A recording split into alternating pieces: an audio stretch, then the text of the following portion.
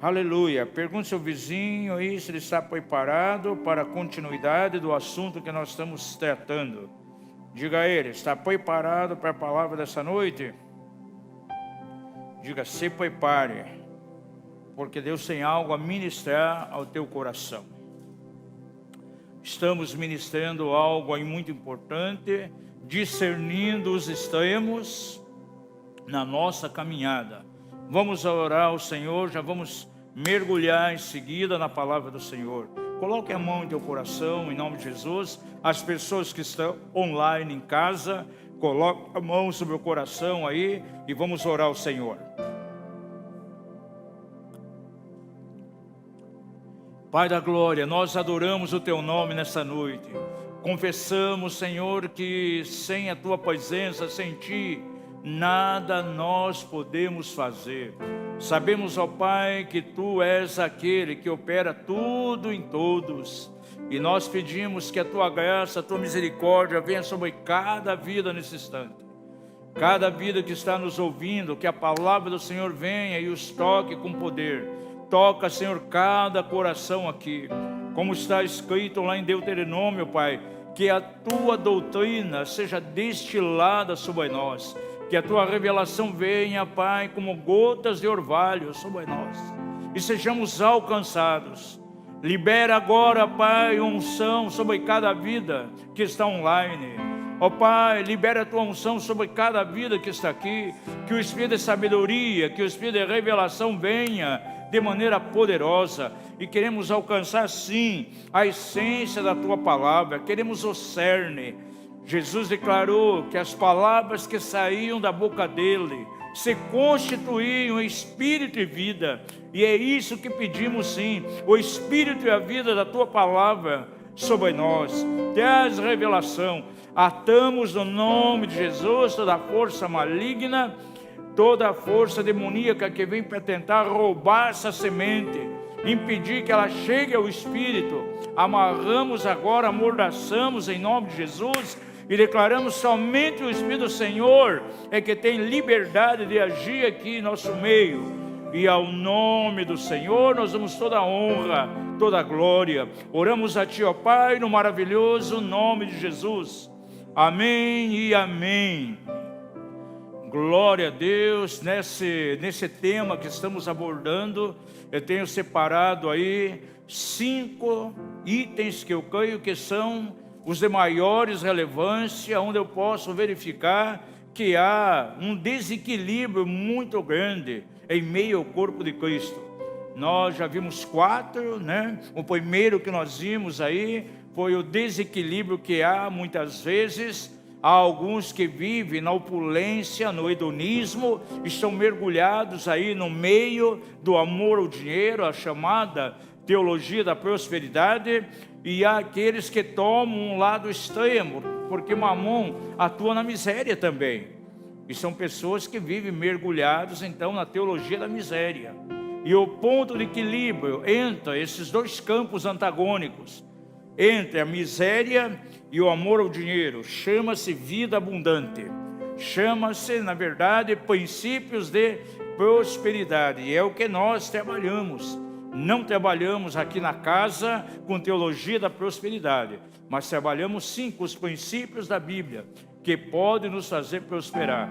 O segundo aspecto relevante que abordamos aqui foi naquilo que diz respeito aos dons espirituais. Muitas vezes há um abuso muito grande, um desequilíbrio, uma falta de sabedoria no uso dos dons. E eu procurei enfatizar que a presença de dons espirituais em alguém não significa que ele tenha marcas de caráter. A palavra do Senhor declara em 1 Coríntios capítulo 1 que aquela igreja tinha os 9 dons do Espírito, mas era uma igreja muito pobre e muito fraca na questão de caráter. Tanta carnalidade, imoralidade, divisão, movimento feminista, pessoas ali, um irmão colocando um outro irmão da própria igreja num tribunal humano, processando o irmão. Então muitas obras da carne, contenda. E eles tinham todos os dons. O Senhor deseja que nós caminhemos em espírito, vivamos em espírito. Então podemos estabelecer aqui um equilíbrio, uma balança, e perto da balança nós temos os 9 dons do Espírito, que está lá em 1 Coríntios 12, mas no outro perto também temos as 9 manifestações do fruto do Espírito. Aí temos uma vida equilibrada. Viver em Espírito, caminhar em Espírito, é o equilíbrio entre as duas coisas. Não podemos despoisar de maneira nenhuma os dons. Em 1 Tessalonicenses tem um versículo que diz assim: não despoisei as profecias. Mas o versículo seguinte já diz que nós temos que julgar as profecias, examinar as profecias, retendo aquilo que é bom. Então, dons espirituais dentro da igreja é necessário, há uma bênção muito grande que é ministrada através deles, mas nós precisamos de fato a presença do caráter, o fruto do Espírito. Essas duas coisas têm que caminhar juntas. E o terceiro ponto que nós vimos aqui é acerca da doutrina da livre graça, que tira todos os aspectos da lei, né? É a doutrina do antinomianismo, são aqueles que desprezam completamente a lei. A hipergraça, ela está aí fazendo grandes estragos nesses dias. E por outro lado, há um outro aspecto extremo, que é o legalismo. Então, por um lado, vemos aqueles que enfatizam que precisam fazer algumas coisas ligadas à lei para que sejam justificados, alegam que o sacrifício de Jesus não foi suficiente, tem que receber a obra da cruz, fazer mais alguma coisa. É um lado extremo. Você vai encontrar o outro polo extremo, que diz que temos a graça de Deus, então não precisa nenhum aspecto de lei. Então eles desprezam as leis morais de Deus. Já enfatizamos aqui que lá na cruz foi crucificado, na verdade, todas as leis cívicas e também as leis cerimoniais lá de Moisés, do Velho Testamento. Mas, de maneira nenhuma, as leis morais foram abolidas. Jesus cumpriu tanto as leis cívicas, as leis também cerimoniais, e enfatizou de maneira muito forte as leis morais. E é o que os apóstolos faziam também. Por exemplo, a Bíblia diz que as leis do Senhor, está lá em Hebreus, elas estão escritas aonde agora? Nas tábuas do nosso coração. Então eu não posso desprezar as leis morais de maneira nenhuma. E procuramos ver isso fortemente. E começamos a ver no domingo passado também o desequilíbrio que há entre a verdadeira autoridade delegada por Deus na direção de alguém, do autoritarismo. Procuramos enfatizar de maneira clara que a autoridade delegada é dada a nós e ela se revela pelo serviço. Se alguém quer crescer em autoridade, ele tem que ser o quê? Servo. Agora, o autoritarismo é completamente artificial, é algo que é completamente imposto. E há uma diferença entre a autoridade espiritual, a autoridade que vem de Deus, da autoridade a nível deste mundo. Dentro dos olhos do sistema mundo, a eles quem tem autoridade é aquele que é servido, sempre sendo servido pelas pessoas. Agora, dentro do aspecto do reino de Deus, a verdadeira autoridade é demonstrada no serviço. Aquele que tem autoridade, como ele vai demonstrar isso? Servindo. Foi o que Jesus fez.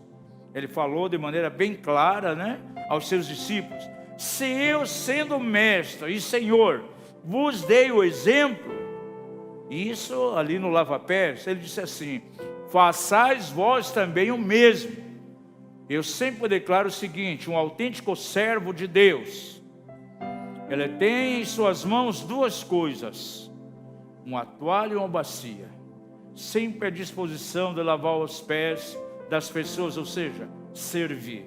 Essa é a verdadeira autoridade espiritual. E muitas pessoas confundem autoridade espiritual com autoritarismo, e nós vemos esse desequilíbrio. Há obreiros, há líderes hoje que eles querem mais ser servidos do que servir. E quantas vezes esse autoritarismo leva eles a ferir pessoas, a abusar da vida de pessoas de maneira tão terrível, O abuso espiritual é algo muito forte nesses dias. Pedro, na sua primeira carta, no capítulo 5, versículo de 1 a 4, ele diz que um obreiro, um pastor, ele não pode governar, ele não pode pastorear por sorte da ganância, e nem pode ter domínio sobre o rebanho, mas ele tem que ser exemplo dos fiéis, exemplo de todos. Ali está o perfil de autoridade de Deus. E nós vemos que aquele que age em autoritarismo, ele vive completamente diferente disso. E na reunião passada nós vimos aí algumas características de alguém que é cheio de autoritarismo. São pessoas, na verdade, que ao invés de edificar, eles machucam as pessoas. E há muitas pessoas machucadas hoje em meio ao corpo de Cristo. Paulo, em 2 ocasiões, tanto lá no capítulo 10 como no capítulo 12 da sua segunda carta, ele enfatiza que a autoridade que ele tinha sido dada por Deus com um objetivo, com uma finalidade. Qual? Da edificação. Agora, o autoritarismo, ele mata. Ezequiel 34, ele dá ali um perfil de um pastor, de um líder que é completamente autoritário. É uma pessoa que, na verdade, mata as ovelhas, ele dispersa o rebanho, ele machuca. Esse assunto aí, ligado à questão de abuso espiritual, é algo tão forte. O número de pessoas que foram abusadas sexualmente em meio ao corpo de Cristo é muito grande. Mas pessoas que foram abusadas espiritualmente é muito grande também.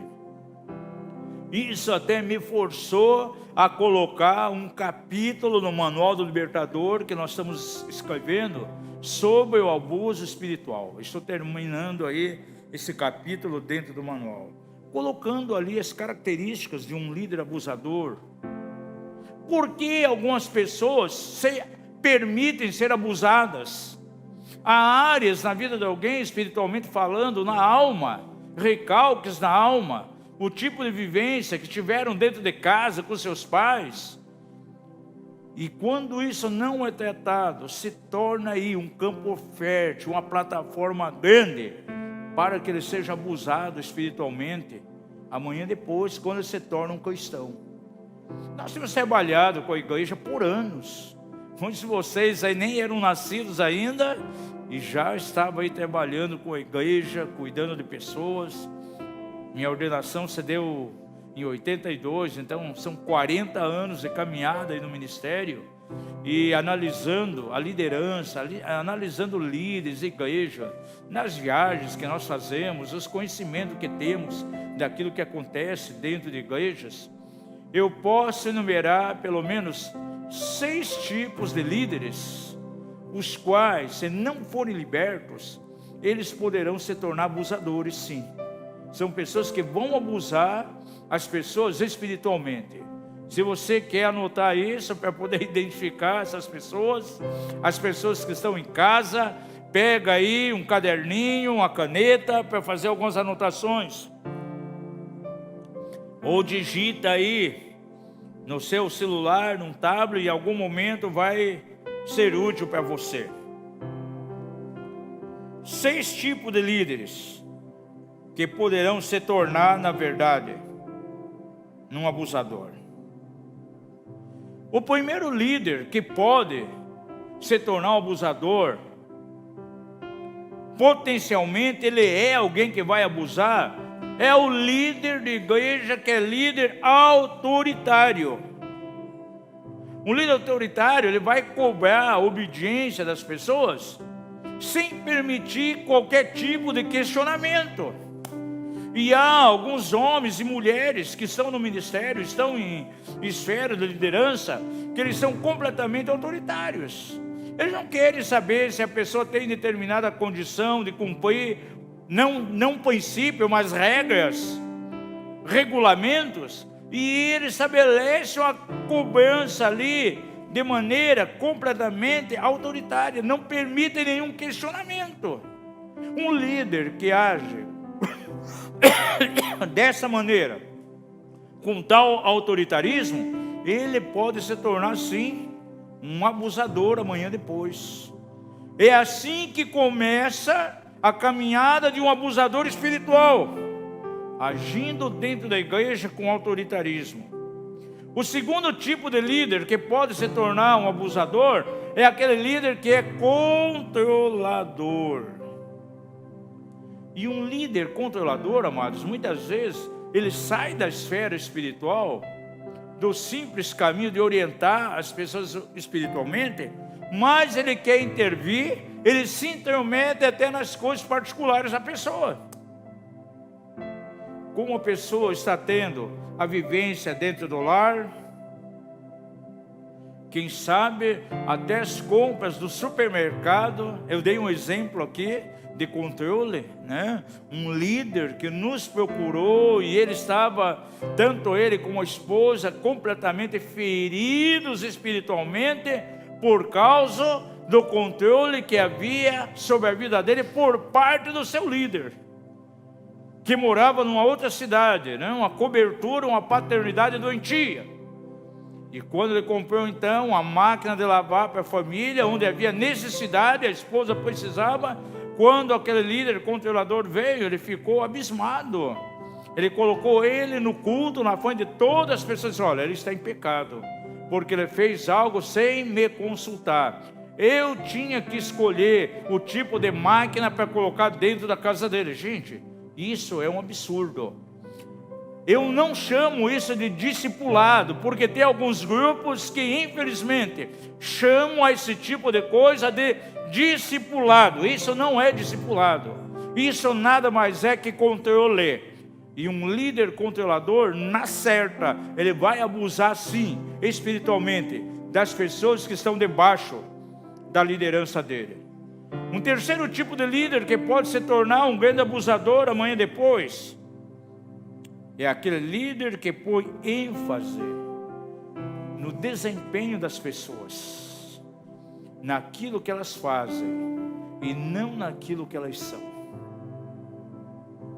Se um pastor de igreja, ele valoriza as pessoas por aquilo que elas fazem na igreja e não por aquilo que elas são, ele está num caminho amplo para se tornar amanhã depois, sabe o que? Um abusador. Eu nunca esqueço, diante de nós, diante de mim e do meu filho, um líder falou: fulano de tal aqui da igreja, meu Deus, eu não posso perder. Saiu alguém, saiu fulano de tal. Imagine se fulano de tal sai, o que será de nós aqui? O que será dos nossos cultos? Aí comentei com meu filho depois: poxa, valoriza tanto o que a pessoa faz e não valoriza a pessoa. Então tome cuidado. Um líder que de repente valoriza de maneira extrema, colocando em alto o desempenho de alguém, em detrimento do que a pessoa é, esse líder, ele tem a propensão muito grande de abusar das pessoas, sim. Abusar espiritualmente, porque a ele é importante, sabe o quê? O que a pessoa faz, não aquilo que ela é. Se amanhã aparece alguém na igreja que faz o mesmo tipo de trabalho, há uma tendência de repente ele desprezar, descartar aquela pessoa que estava há anos ali e começa a valorizar aquela outra pessoa, porque para ele sempre será importante não a pessoa em si, não aquilo que ela é. Para ele não tem importância, mas sim aquilo que ela faz. Imagine como Jesus escolheu a sua equipe ministerial. Será que valorizando o que as pessoas faziam, o que elas eram? Por isso na equipe dele teve coletor de impostos. Boa parte era o quê? Pescadores. Jesus valorizou as pessoas e não aquilo que elas faziam.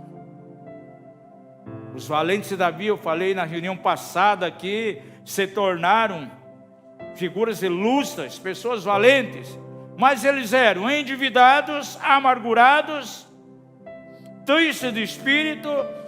E a Bíblia diz que Davi se fez discipulador, com autoridade sobre eles, e começou o quê? Investir na autoestima deles, e os transformou em verdadeiros guerreiros, porque Davi naquele momento importava sim aquilo que as pessoas eram e não aquilo que elas faziam. Imagine se o Senhor considerasse Paulo por aquilo que ele fazia e não aquilo que ele era. Sabe o que Paulo fazia como soldado romano?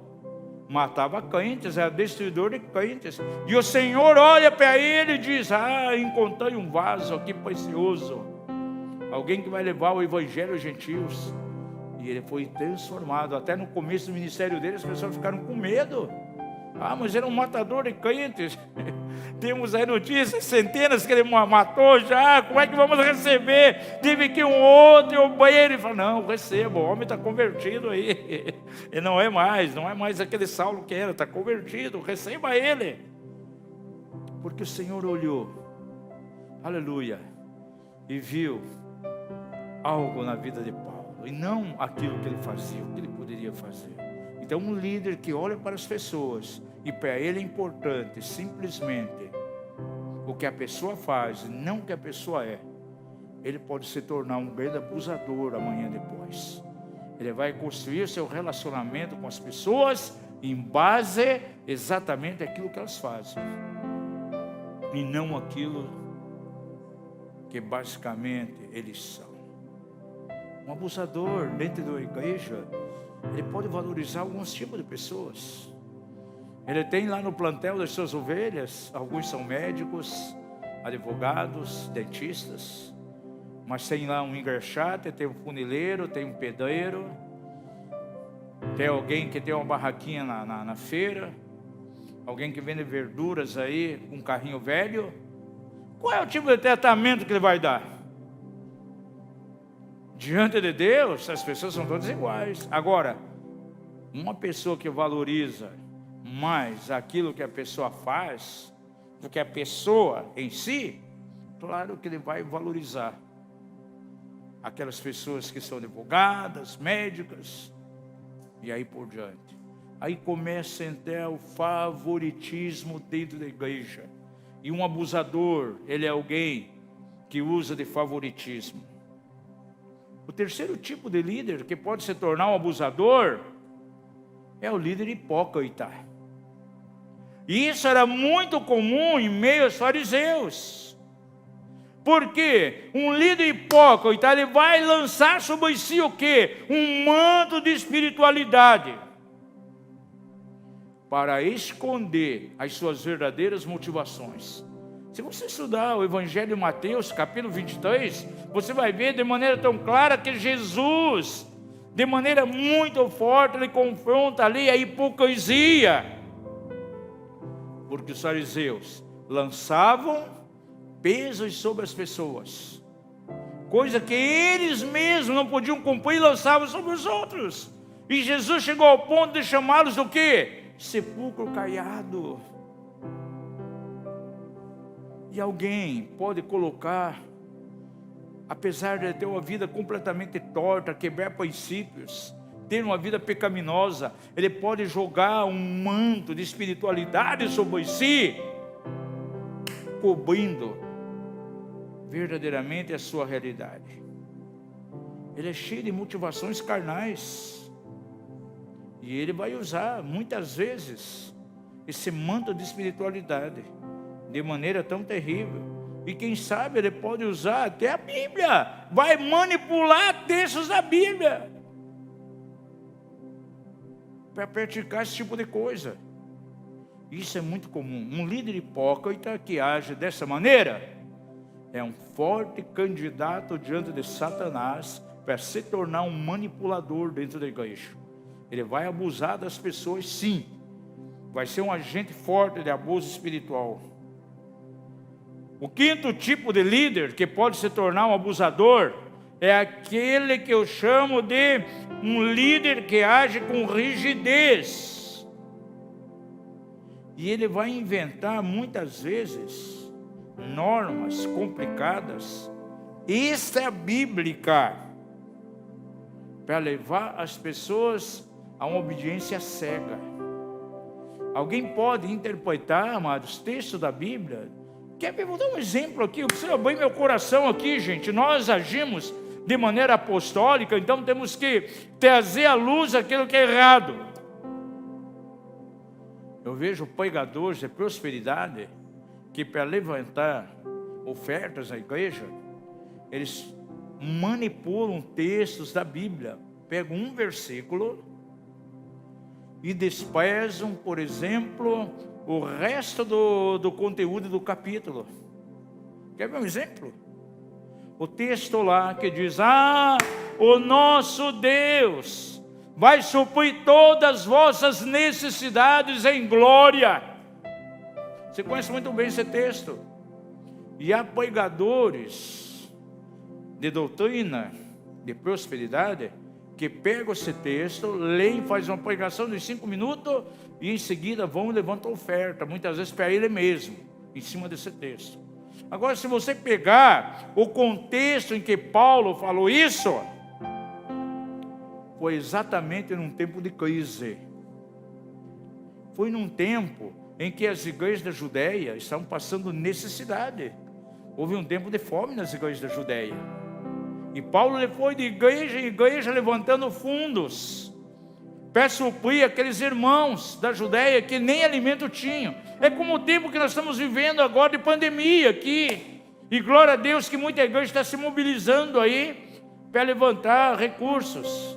Nós temos levantado aqui na casa e temos, para a glória de Deus, alimentado tantas famílias, tantas vidas aí com alimentos. E que o Senhor abençoe cada irmão que tem contribuído aqui de maneira tão tremenda. Porque pessoas até fora da igreja estão sendo supridas. Era mais ou menos aquilo que estavam experimentando aqueles dias. E foi nesse contexto que Paulo escreveu essa palavra. E alguém vem e manipula aquele texto a seu bel prazer. Quando estamos aí em escola de libertação, as pessoas ficam assustadas quando eu trago à luz o texto lá de Joel, capítulo 1, onde eu já vi, e creio que você ouviu inúmeras vezes, quantas mensagens, quantos sermões, principalmente na hora de levantar a oferta, sobre os 4 gafanhotos. Se você não ofertar, se você não dizimar, os 4 gafanhotos virão contra você, virão contra a tua casa, virá o cortador, o voador, o migrador e o destruidor. Você sabia que não tem nada a ver com finanças, aqueles versículos ali? Fala de linhagem familiar, como os espíritos malignos familiares podem atuar dentro de uma família. Porque fala ali de gerações. Os pais deveriam contar aos filhos, para que os filhos se levantassem e contassem a seus filhos, e por sua vez, esses filhos contassem a sua própria descendência, e nós vemos ali registrado 4 gerações. E eu fiquei impressionado quando fui estudar essa palavra, e queria saber o que aquilo significava no original hebraico. Eu recorri à minha amiguinha, a minha grande amiga inseparável, Concordância Strong, e fui ver aquelas palavras. E aí eu vi, ali não existe 4 gafanhotos, ali existe um gafanhoto só. E aqueles 4 estágios representam as fases de crescimento daquele gafanhoto. Quem assiste aí os nossos seminários de libertação, quando nós pregamos lá sobre as heranças espirituais na linhagem familiar, como os espíritos familiares agem dentro das famílias, ele já sabe muito bem o significado daqueles estágios ali. É o mesmo gafanhoto, ele vai crescendo. O primeiro estágio dele é simplesmente uma larva que fica lá na raiz de uma árvore. É como um espírito familiar que entra numa árvore genealógica. E quando realizamos um mapeamento da nossa família, construímos um genograma, podemos ver aquelas coisas que aconteceram, pegando os ancestrais, e como os demônios familiares vão se desenvolvendo. Quando alguém comete uma iniquidade, levanta um altar lá na raiz da árvore geracional. E o último estágio que nós vemos ali, o último estágio do gafanhoto, é quando ele já é um inseto, preparado para destruir tudo. Ele vai e destrói os frutos da árvore. É o gafanhoto na sua fase final, pronto para destruir tudo. Mas é o mesmo gafanhoto. E esse texto de Joel não tem nada a ver com questão de finanças. Fala de família. E eu vejo alguns que manipulam esses textos, vão na frente da congregação e tiram oferta depois. Sabe o que é isso, gente? É manipular as escrituras para que as pessoas façam aquilo que aquele pregador quer. E alguns agem de maneira completamente rígida, colocam coisas extra-bíblicas, ou seja, coisa que nem está na palavra de Deus. O sexto tipo de líder são os líderes enganosos. Esse já é mais grave ainda, por quê? Porque ele torce a palavra para respaldar a sua opinião própria e o seu desejo pessoal. Então ele tem o desejo pessoal, ele tem a opinião dele própria, ele pega um texto, torce aquela revelação e coloca como sendo uma verdade. E é um texto completamente torcido. E você vê que os apóstolos aqui no Novo Testamento, eles combateram veementemente esse tipo de coisa. Judas já fala dessas pessoas lá na sua carta. Isso é muito comum nos dias que nós estamos vivendo também. Autoridade versus autoritarismo. Vamos entrar no quinto aspecto aqui de extremos: orfandade e paternalismo.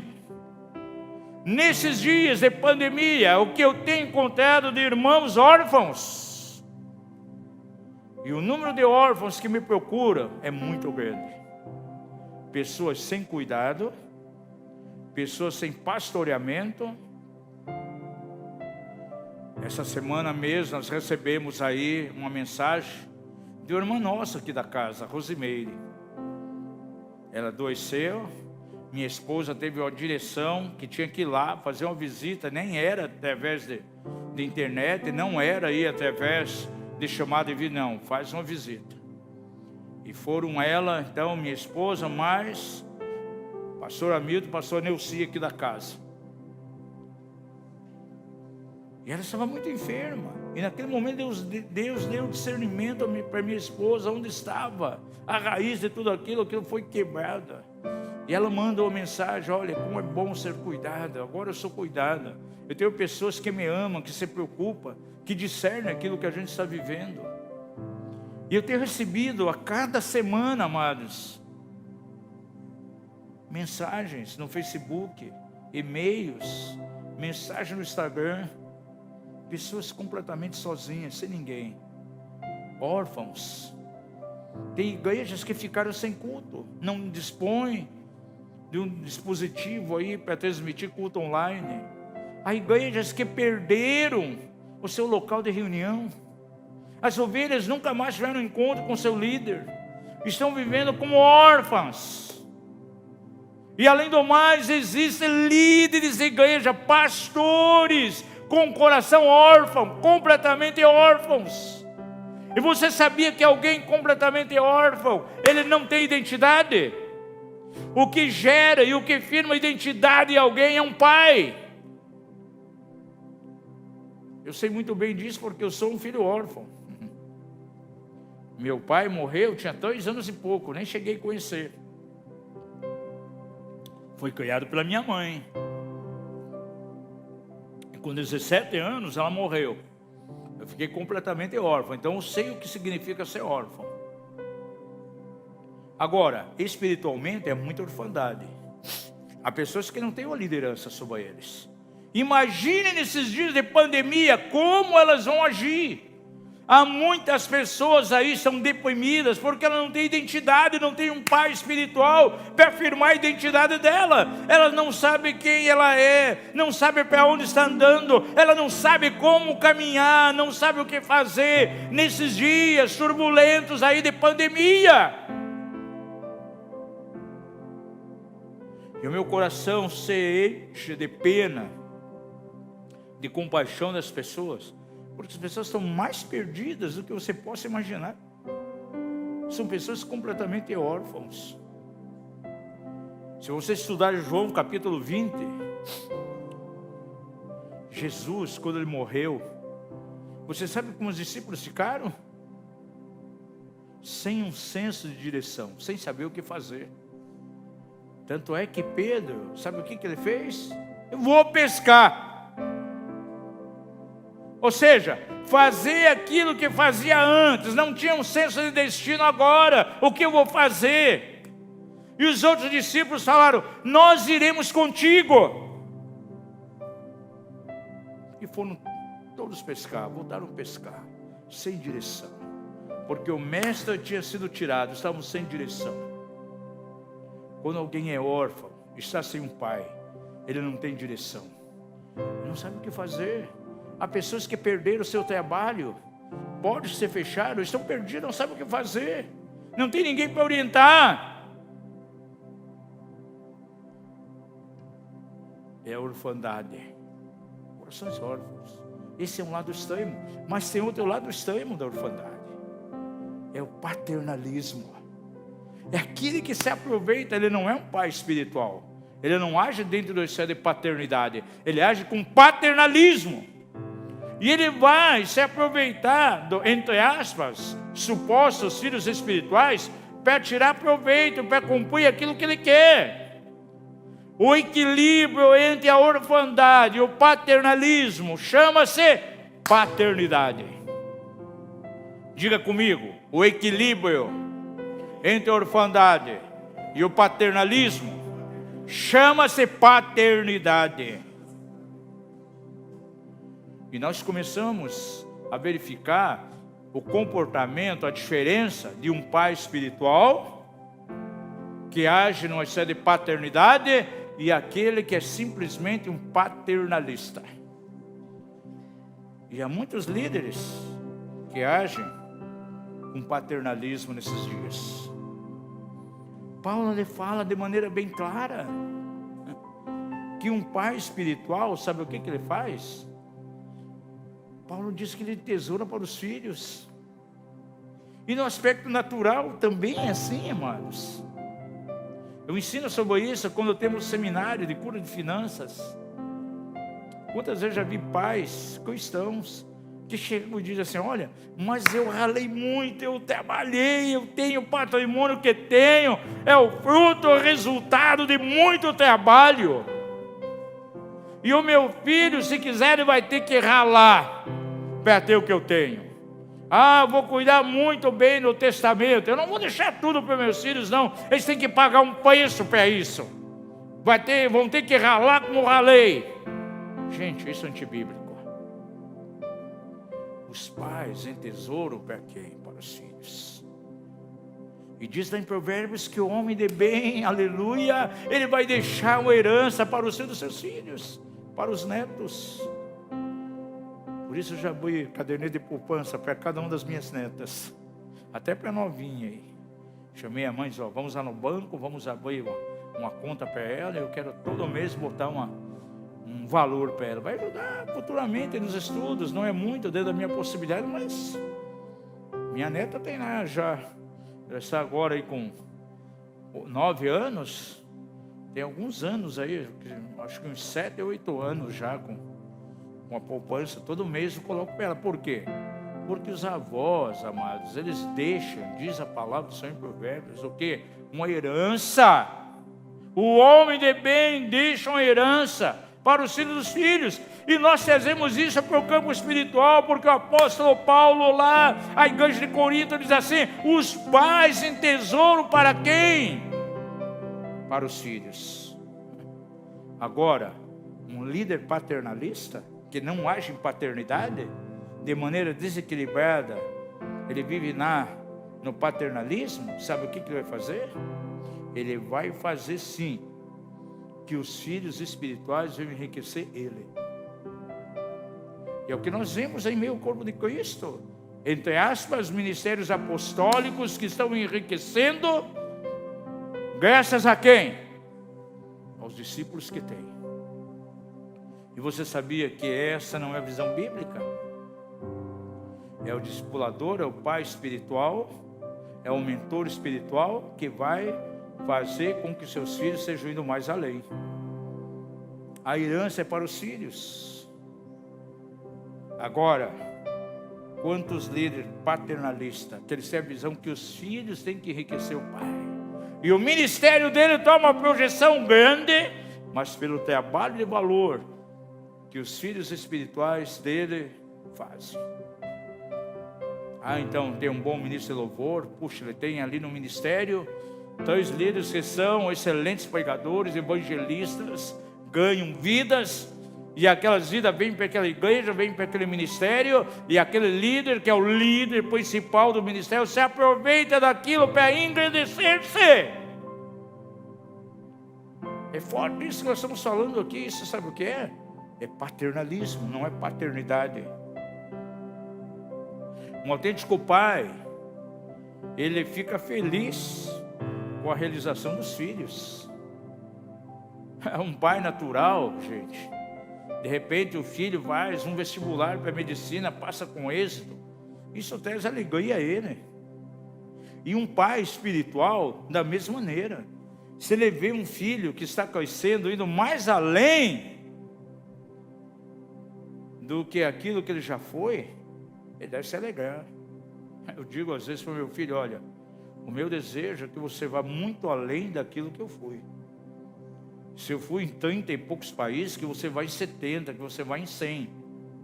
Porque um pai espiritual, ele vê assim, ele olha para o seu filho espiritual. Eu dei até o exemplo aqui de David Jung Cho, quando falaram a ele: mas você não tem um pouco aí de ciúme espiritual do seu filho espiritual, do César Castelhanos, tantos discípulos que ele tem na Colômbia? Eu disse: não, fico muito contente.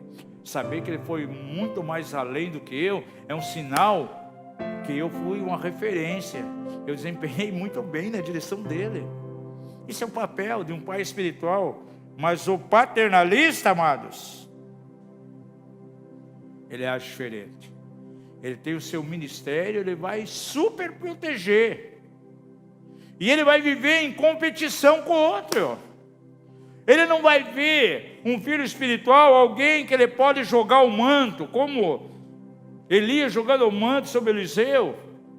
Não, ele quer perpetuar o nome dele. Não, eu sou único, igual a mim não pode existir outro. E ele vai castrar então no filho espiritual todas as possibilidades.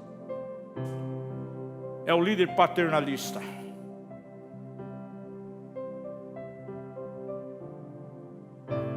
Um autêntico pai, a maior alegria dele é preparar o filho para caminhar livre. Você já viu o que a águia faz com seus filhotes?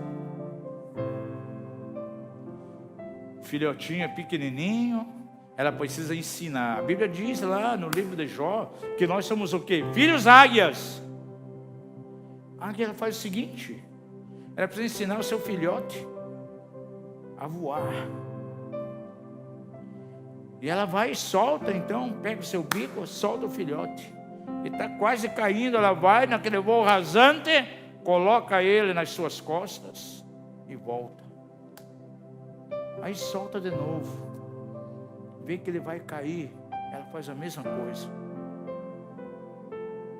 E ela faz isso por algumas vezes.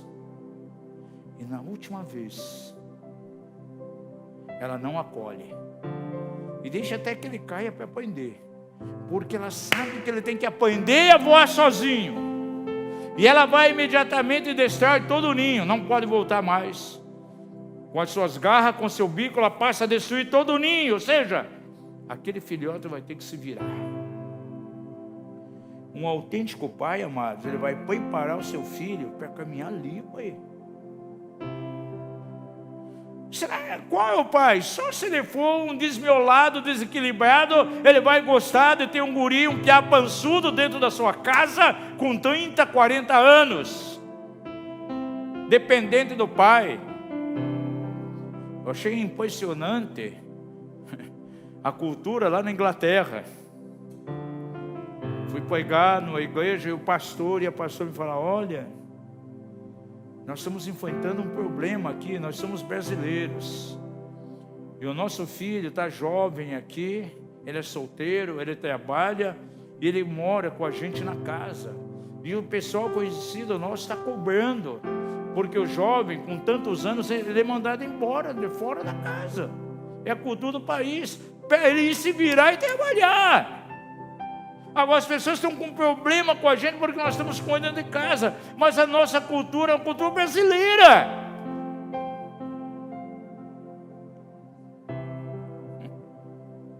Você vê pessoas com 40 anos não saíram da barra do paletó do seu pai e nem da saia da mãe. O Eduardo era novinho. Apareceu a oportunidade de ir lá para Osaka, jogar num time. Aí eu fui falar com a nossa cobertura espiritual. Falei com a doutora Neuza: olha, meu filho está pensando em ir para o Japão, aí o que você acha disso como cobertura? Liberamos ele ou não? Libera imediatamente. Não deixa ele aí segurando na barra aí do teu paletó. Diz para ele ir embora, manda ele para o Japão sim. Ele foi. Gente, foi lá que deu o chamado dele. Ele foi de um jeito e voltou de outro. Foi lá supostamente jogador, voltou guerreiro. Como dizia a Neuza, ele foi para lá uma pessoa comum, voltou sobrenatural, voltou de lá pastorzinho. Agora imagine se eu quisesse ficar retendo ele, gente. Um autêntico pai, ele vai preparar o filho para caminhar livre. E um pai espiritual da mesma maneira, gente. Um líder paternalista, sabe o que ele vai fazer? Ele vai segurar os filhos e não libera. Aí você vê, gente, de repente a pessoa tem um chamado missionário tão grande, Deus quer usar aquela pessoa para sacudir nações, e um líder paternalista fica segurando. Não, você tem que ficar aqui. Ele está ali, uma igreja de 15 pessoas, ele segurando essa pessoa, e Deus já chamou ele lá para uma obra gigante. O paternalista, ele não libera, ele retém, ele segura. Uma pessoa debaixo de um líder paternalista nunca vai crescer. Um verdadeiro pai espiritual, aleluia, ele desaparece para que seu filho espiritual apareça. Você já imaginou se Elias, com toda aquela unção que ele tinha, ele quisesse manter aquela unção, não lançar o manto sobre Eliseu? Nunca ele seria tomado aos céus. E tem pessoas que querem, na verdade, preservar aquilo que receberam. E ele diz: eu como pai, ele é um paternalista, eu preciso ser honrado. Jamais eu vou liberar aquilo que eu recebi da parte de Deus na direção das pessoas. O paternalista é o tipo de pessoa que nunca passa na totalidade ao seu discípulo. Sempre ele vai deixar uma carta guardada na manga. Por quê? Porque ele quer, na verdade, preservar o seu nome de uma maneira muito forte. Aleluia. Um verdadeiro pai, ele espera que os filhos sejam bem-sucedidos. Ele deseja que o filho vá mais além, conquiste algo mais. Porém, o paternalista, ele quer garantir a sua segurança para si mesmo, lá na velhice. E ele julga que talvez já está gagazinho, velhinho lá, e ele acha que vai ter o mesmo vigor de sempre. E ele não joga o manto para ninguém, gente.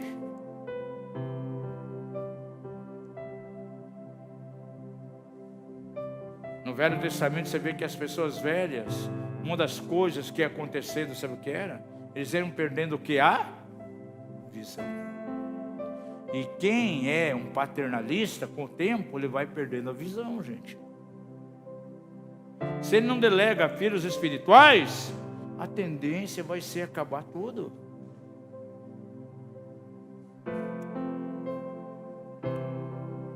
Se Elias fosse um paternalista, Eliseu nunca teria operado 14 milagres. O dobro de Elias, que operou 7 milagres. Isso é uma questão muito séria, gente. Há um desequilíbrio hoje. Por um lado você vê filhos órfãos, que não têm um pai. Por outro lado você vai ver aqueles que supostamente têm um pai, mas você vai analisar, ele não é um pai espiritual não, ele é um paternalista. E ele age de maneira desequilibrada, conforme estamos vendo aqui, é um dos grandes desequilíbrios que há na igreja nesses dias. Um verdadeiro pai espiritual, ele perde para que o filho ganhe. Você lembra daquela palavra lá sobre Salomão? Duas mulheres estavam disputando a propriedade de um filho. Uma prostituta que não era mãe, mas a mãe verdadeira estava ali. Você lembra qual foi a proposta da mãe? Já que as duas querem ficar, as duas querem ficar aqui. Aí Salomão, ele traz ali uma proposta. Então foi o seguinte, vamos dividir o filho para duas. E qual foi a argumentação daquela que não era mãe? Contrário daquela que era mãe. A mãe verdadeira disse, tá bom, eu abro mão, fique com você. Mas a outra disse, não, reparta ele em dois, é isso mesmo, cada um fica com a metade. Amados, aquele que não é pai, aquele que é paternalista, sabe qual ideia que ele vai ter? Sim, reparta. É o tipo de pessoa que não abre mão. Um líder paternalista, ele é tão absoluto que acha que a graça que ele recebeu vai ser só dele, não quer repartir com ninguém mais. Jamais ele vai perder para um filho ganhar. Já o paternalista, ele não quer perder, ele é capaz muitas vezes de viver concorrendo com o filho. É terrível. Você já teve líder paternalista sobre você? Eu já tive no passado um que foi paternalista. Gente, e é difícil conviver com isso, porque tudo aquilo que a gente faz acaba gerando ciúme. Eu lembro que quando começaram a me chamar, então, no ministério para realizar casamentos, quando me chamaram para pregar em algumas igrejas grandes, ele sempre se opunha. Porque ele percebeu que estava perdendo espaço, perdendo cancha. Isso é terrível, gente. Na vida de um paternalista, isso sempre é presente. Um verdadeiro pai, ele vai ensinar tudo aos seus filhos. Ele não vai ter segredo. Era o que Paulo fazia com Timóteo, fazia com Silvano. Era exatamente o que Paulo fazia com seu filho Onésimo, com seus discípulos. Porém, um líder paternalista, é aquilo que eu falei, não vai revelar tudo. Ele sempre vai deixar uma cartinha escondida na manga. Opa, eu não vou ensinar tudo, ele pega o meu lugar. Eu sou um guerreiro espiritual, com esses demônios aqui, dessa classe de demônio, trabalha-se assim, trata dessa maneira. Mas jamais vou ensinar isso aqui no cemitério. Jamais vou ensinar para os filhos que estão vindo espiritualmente falando. Se eles quiserem aprender, que vão pagar um preço para aprender como eu aprendi. Gente, não é isso. A gente procura nas escolas, dá de tudo. Aquilo melhor que Deus tem colocado para nós, a gente procura compartilhar aqui. Há pessoas, por exemplo, pega as coisas que nós colocamos na rede social, Facebook e tal. Eu posso compartilhar com alguém isso? Você pode. que nem as canções aqui da igreja colocamos. Aí um apóstolo lá do Rio de Janeiro, uma igreja enorme, igreja batista no Campo dos Alfonsos, pastor Joaquim, apóstolo Joaquim. Será que o Ministério de Louvor aqui pode cantar as canções da igreja? Pode. Por isso já está aí nas redes sociais, está nas plataformas, pode cantar à vontade. Isso aí é para o corpo, não tem copyright de maneira nenhuma. Isso aí é para o Senhor, é para o reino. Agora, um líder paternalista, não, essa canção é nossa, ninguém pode cantar. Gente, essa revelação é nossa. Você lembra de Jesus quando estava andando com os discípulos? De repente viram os discípulos de João. Nós vimos ali, olha, eles estão expulsando demônios, Senhor. Tu queres que nós chamemos fogo do céu e venha destruir a todos eles? Você lembra o que Jesus falou? Aqueles que não são contra nós são por nós. No reino não existe exclusividade. Eu preguei aqui domingo passado e hoje preguei em cima de uma carta de Pedro aqui, gente. Citei aqui o texto de capítulo 5 da primeira carta de Pedro. E não paguei nenhum centavo de royalties aos descendentes dele. Aos tataranetos. Não, mais que tataraneto, né? Eu uso as cartas de Paulo para pagar, sem pagar nada. Então que negócio é esse? Não, essa revelação é minha, ninguém pode pagar. Há pessoas que me ligam, olha, você pode mandar aquele CD teu, mensagem e tal, que eu quero pregar domingo na igreja? Você pode. À vontade, pode acrescentar mais. Se Deus der mais revelação, pode colocar. Só fala a fonte que está vindo, né? Pelo menos. Um pai, no aspecto natural, ele vai levar os filhos a experimentar riscos para que possa crescer. Assim como a águia, ensinando lá o seu filhote a voar. Agora já viu aquele pai que não permite que o filho corra riscos? E desde cedo vai mimando o filho. É o tipo de filho que vai crescer, vai se tornar naquilo que nós chamamos aqui no Paraná, lá no interior, de piá pançudo. Pergunta se vizinho, você sabe o que é um piá pançudo? É aquele dentro de casa, não tem iniciativa, nunca cresceu, está dependente de tudo. Tem 40 anos de desafio, que vem, eu vou correndo falar para meu pai, eu vou contar para a mamãe. No casamento, você casa, tem uma desavença com a esposa, qualquer coisa, ele diz, eu vou lá para a casa da mamãe, vou contar tudo para o papai. Piapançudo. Diga ao seu vizinho, no reino de Deus, não há lugar para piapançudo. Você não pode ser piapançudo. E líderes paternalistas, sabe o que eles fazem? Geram filhos pançudos, piás pançudos, dentro do seu próprio ministério. Isso é terrível. Está vendo que há uma diferença muito grande de paternidade e paternalismo? Qual o equilíbrio entre a orfandade e o extremo, que é o paternalismo? O equilíbrio chama-se paternidade, é a paternidade bíblica. Quero dar algumas marcas, alguns sinais aqui. Hoje a gente vai demorar um pouquinho mais, vamos até 00:30. Opa, está preparado para até 00:30 hoje? 20 minutinhos mais e quero encerrar aqui esse tema, né? 5 domingos já falando sobre o mesmo e não conseguimos esgotar. Nós vamos dar um seminário sobre isso. Por isso eu estou colocando no manual do Libertador lá quase 10 páginas sobre isso, gente. Porque é muito terrível dentro da igreja essa questão. Quero dar a vocês aqui alguns tipos de atitudes de um pai espiritual que é mentor e de um manipulador.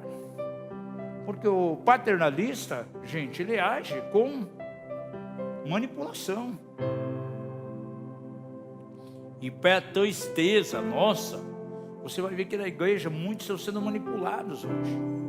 Sabe por que alguns deixam ser manipulados? Porque ele tem algumas deficiências na alma. E sobre essas deficiências eu não vou entrar. Se você quiser saber, você vai ter que fazer o CMFL e depois vai comprar o manual. Vai ver o capítulo, que eu nem vou pregar sobre isso. Quem sabe nas lives aí a gente devia falar um pouquinho sobre isso. Por que ele se deixa manipular? Por já ter uma deficiência. Só vou dar aqui uma palhinha bem pequenininha, para você ficar com água na boca. Por exemplo, aqueles que vieram de lares onde havia rigor, cobrança, um pai e uma mãe que estabelecia padrões exagerados de cobrança. O filho de 6 anos tem que produzir coisas pertinentes a alguém que tem 12, 13 anos. Essa pessoa vai crescendo, ela fica propensa amanhã a ser manipulada. Esse é uma só das evidências das 20 e tantas que nós vamos mencionar lá no manual. Faz uma coluna aí, para quem está anotando aí, eu vi que algumas pessoas estão escrevendo. Faz 2 colunas. Na coluna da esquerda você coloca pai espiritual, mentor. Na direita coloca manipulador, paternalismo. Você vai ver que os comportamentos são diferentes.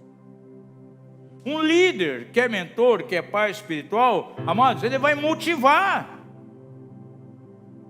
Agora, um líder que ele não consegue motivar, ele passa a fazer o quê? A intimidar.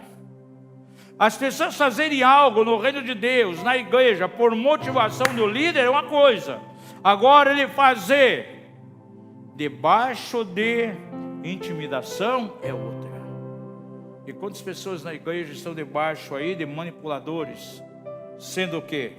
Intimidados.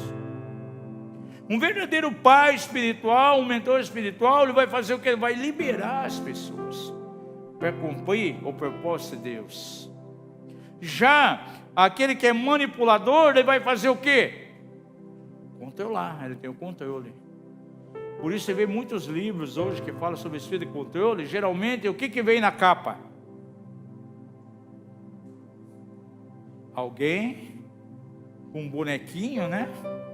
Os fios, ele controlando, manipulando. É exatamente o que um manipulador faz. Outro tema que vamos colocar no manual é sobre manipulação. As características de um manipulador e características daqueles que se deixam manipular. Terceira característica, um mentor, amados, ele vai habilitar as pessoas. Ele deseja que elas estejam indo mais além, e para isso ele vai dar condições, vai habilitar essas pessoas para que chegue a um propósito.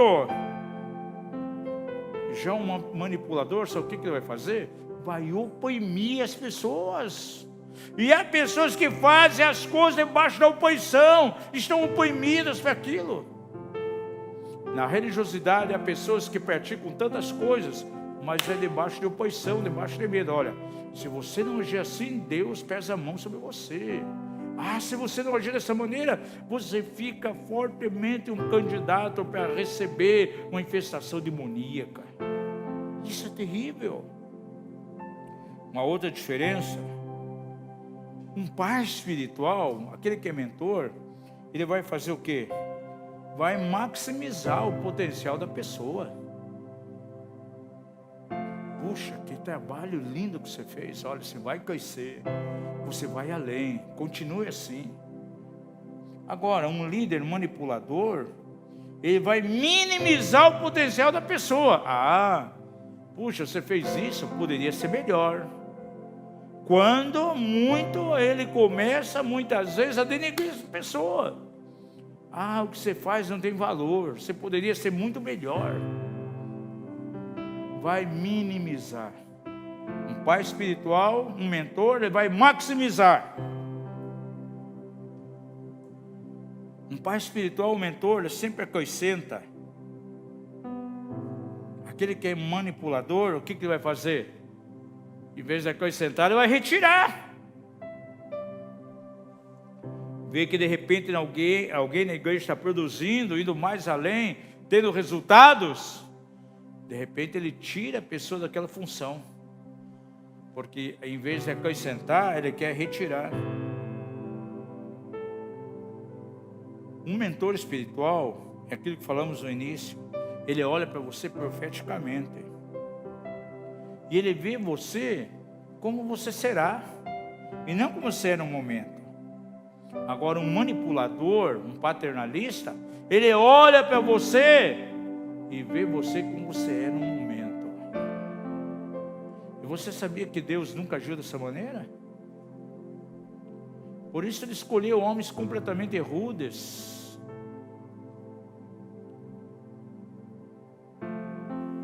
Jesus escolheu homens que jamais a gente escolheria. Ele escolhe Judas, que já tinha problema de dinheiro, e põe ele exatamente para trabalhar onde? Com dinheiro. Agora, será que Jesus sabia que Judas era assim? A Bíblia diz lá em Salmos que conheceu ele desde o princípio, sabia como era.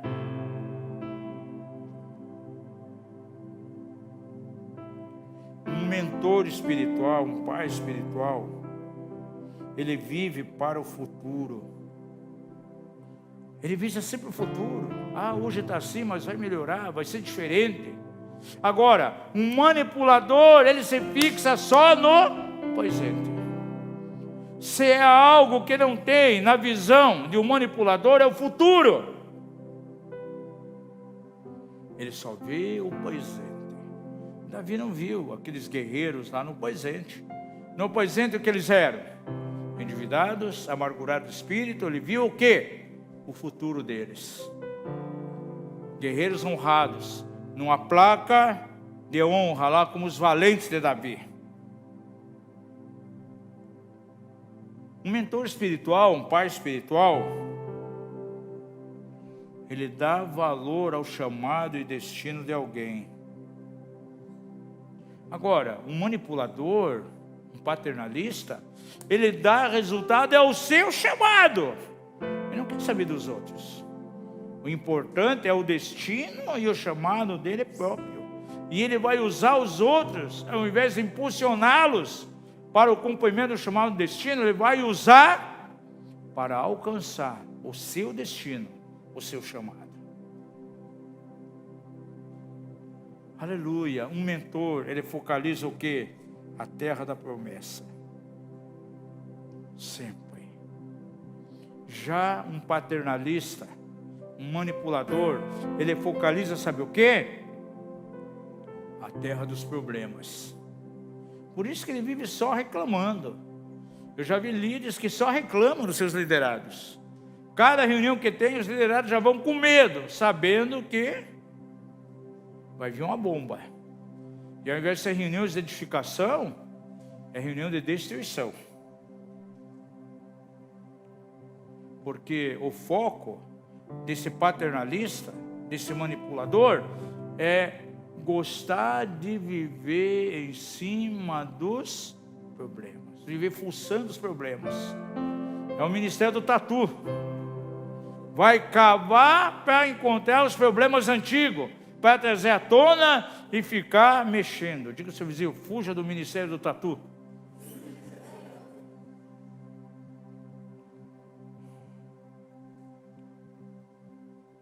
Um pai espiritual, que é mentor, ele te celebra.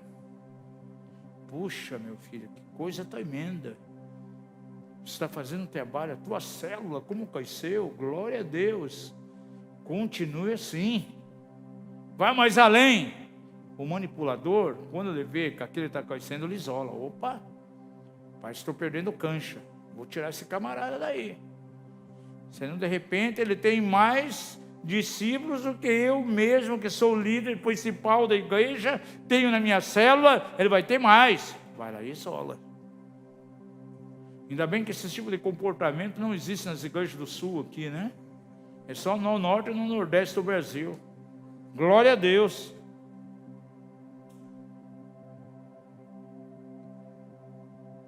Um verdadeiro mentor espiritual, aquele que é pai, ele pega o passado da pessoa e inverte.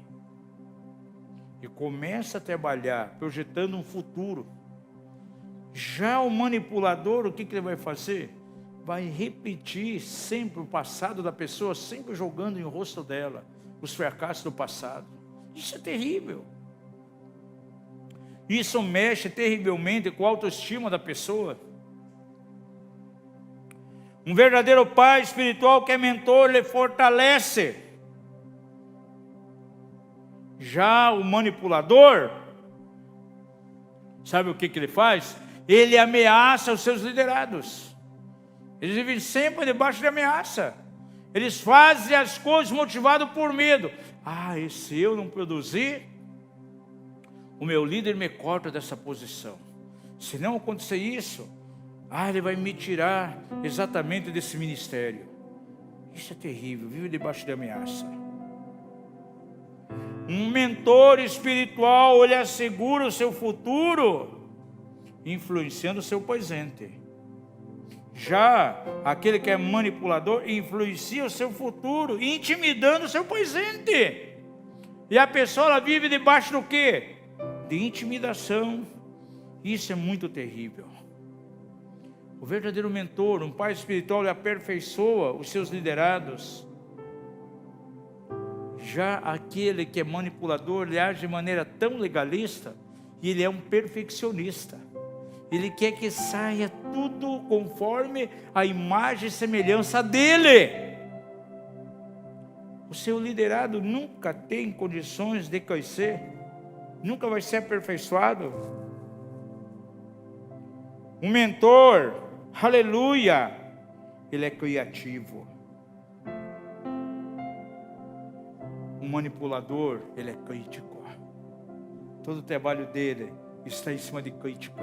A tendência de viver criticando os seus liderados. Um mentor espiritual, um pai espiritual, ele vive de uma visão futura. Porém, aquele que é manipulador, ele vive das memórias do passado, gente. E é tão terrível as pessoas viverem simplesmente de nostalgia. Digo, você não pode viver de nostalgia. Você precisa experimentar e você precisa viver exatamente aquilo que Deus tem para o futuro. E Ele vai basear naquilo que você vive hoje. No tempo que nós estamos vivendo, nós teremos dois tipos de igrejas. A igreja que caminha debaixo de uma verdadeira paternidade, ela vai viver no presente, mas com visão para o futuro. E a igreja que tem um líder paternalista, ele vai viver no presente, olhando nostalgicamente as coisas do passado. Há 20 anos atrás aconteceu isso na nossa igreja, foi glorioso. Há 15 anos atrás aconteceu isso foi um tempo tremendo. E ele se fecha para aquilo que Deus quer fazer no futuro. Vive de nostalgia. Uma outra diferença, um líder que tem uma visão de pai, ele é um mentor, ele focaliza em seus liderados, em a igreja, completar a tarefa. Aquele que é manipulador, a visão dele é viver competindo. E aí ele vai querer que a igreja dele esteja competindo com outros da cidade. Se a igreja tem uma boa transmissão, um bom equipamento, se ele quer ter melhor, vai fazer algo melhor que aquela igreja.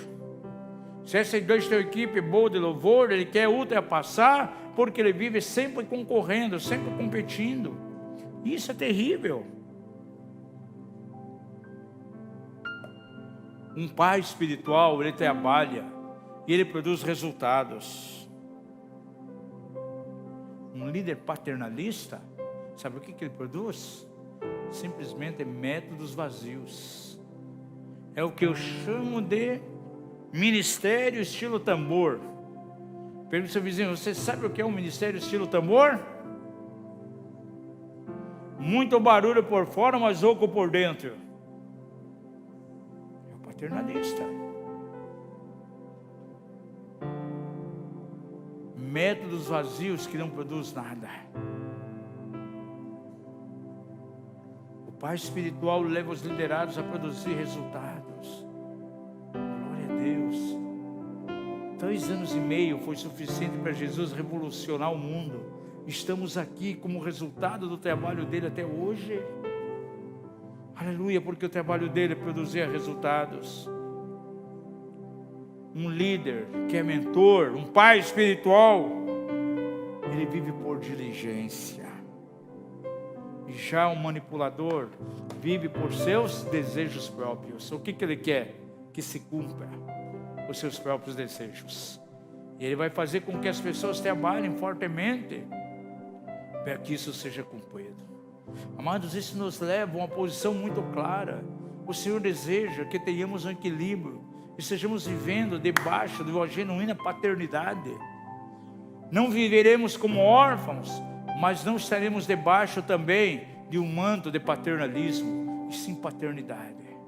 E o que nós queremos blindar nessa casa sempre é uma autêntica paternidade, não paternalismo, e não abandonar também as nossas ovelhas, as pessoas que o Senhor tem agregado aqui.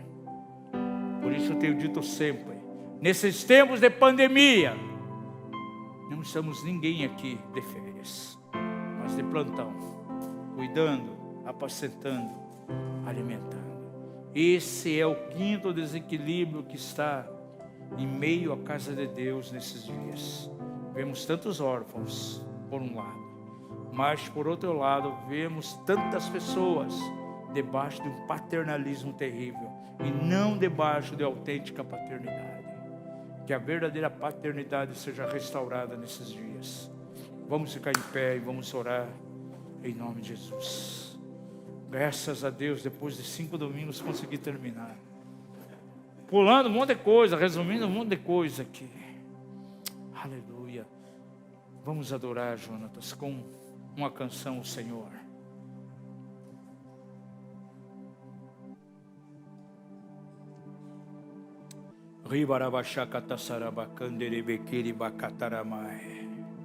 Oh, rocotochorroco sorobocora macai arabasandere bequeri mai. Ricatacharacasandere bequeri babá. Aleluia, se você esteve debaixo de paternalismo, o Senhor quer ministrar o teu coração de maneira profunda. Se você viveu como um órfão, se você tem orfandade no teu coração, você precisa hoje experimentar o amor de Abba Pai, Papai. E é Ele que ministra o teu coração. Se você foi vítima do abuso espiritual, o Senhor quer curar o teu coração. Receba o toque de Abba Pai nessa noite, aleluia. Já não estáis órfãos, diz a palavra do Senhor, mas o Espírito que clama Abba Pai está sobre nós, e sobre você está o Espírito de adoção, aleluia. Ora catacharabacanda ramai. Como entender este amor? Aleluia. Nada mais me satisfaz. Me amou por inteiro. Como entender? Como entender este amor? Nada mais me satisfaz. Me amou por inteiro. Aleluia. Sim. Tu és meu Pai, Abba Pai, eu corro para ti.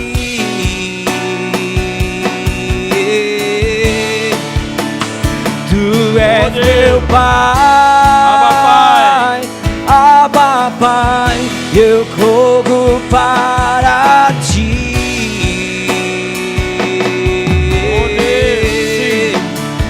Tu és meu Pai, Abba Pai, eu corro para ti.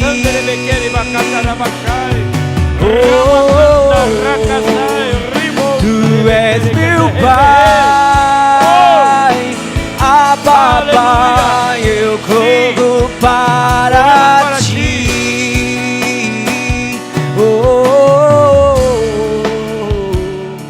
ver no meu espírito aqui. O Senhor deu uma visão no meu espírito. Pessoas que estiverem debaixo de manipulação e controle. Isso foi tão forte que eu posso ver como cordas barbantes controlando a tua vida, como uma grande mão manipulando, e pessoas como um verdadeiro fantoche ali. Pai, nós cortamos com a espada do Espírito toda corda de controle, toda corda de manipulação. Pessoas sem identidade porque foram intimidadas.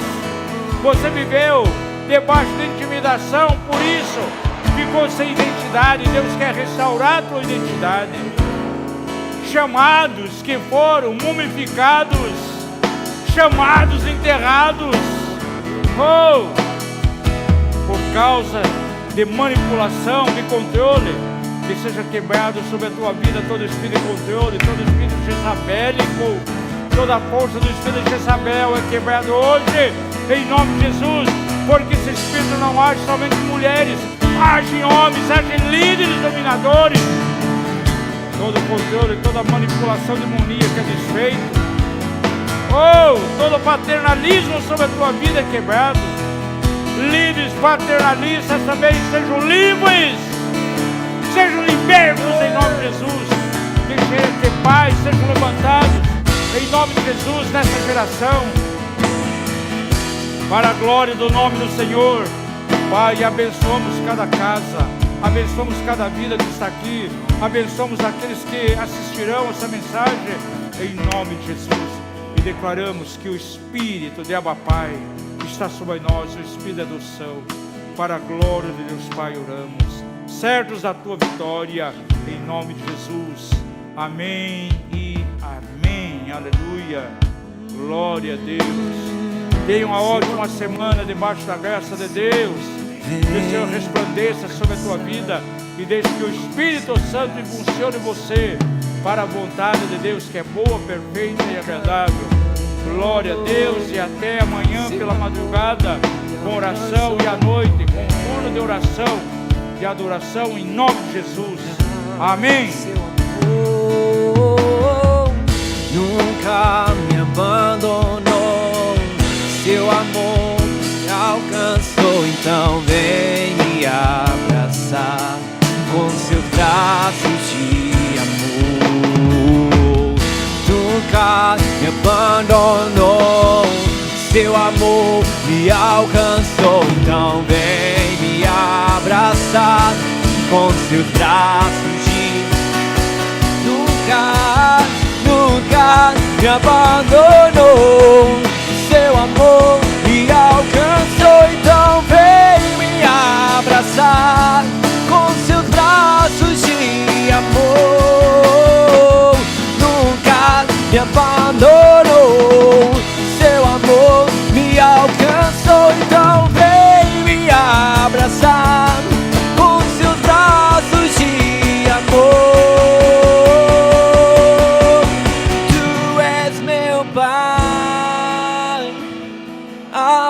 Pai, eu corro para ti.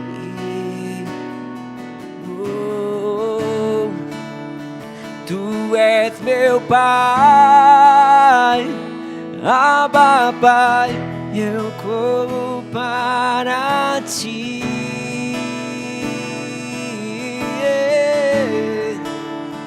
Tu és meu Pai, Abba Pai, eu corro para ti.